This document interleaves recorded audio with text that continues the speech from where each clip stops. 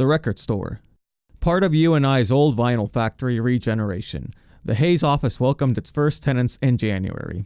E.G. hopped on a train to West London to find out how this building shows that regeneration isn't just about looking forward, but looking back. When we got involved, the plans for the site were for a sort of office-based business park, and we could see the potential for attracting office occupiers here, but we did believe that the master plan approach taken by our predecessor was the correct one, which was simply office buildings.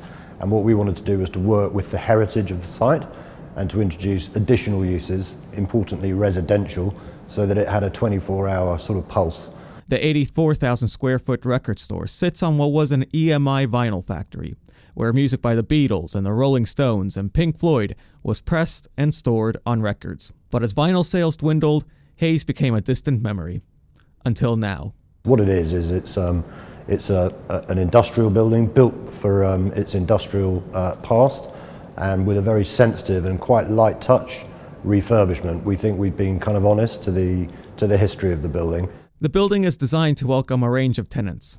We're expecting a whole cross-section of occupiers. We know from our leasing experience at the building next door at the shipping building, we've attracted firms of accountants, we've attracted Sonos, a musical sort of digital pioneer. We've also got startups in that building.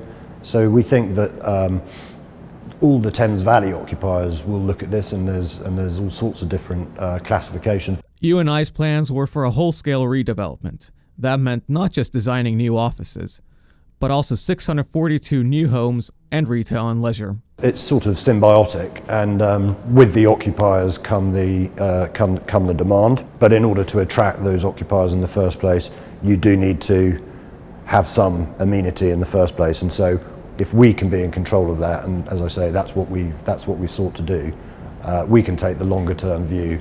So what's the aspiration? Hesketh hopes for a rejuvenation of Hayes more widely.